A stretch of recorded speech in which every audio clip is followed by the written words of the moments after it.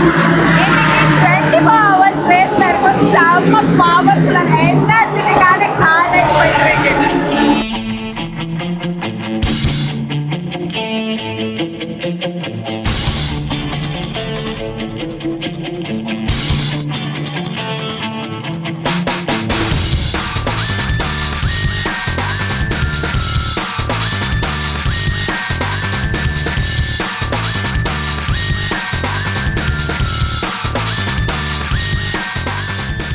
பயங்கர சவுண்டா இருக்கு. இவ்வளவு கிட்ட ரேஸ் பார்க்க நினைச்சு பார்க்கல. பயங்கர கூஸ் பம்ஸா இருக்கு. அது பார்க்க அவ்வளோ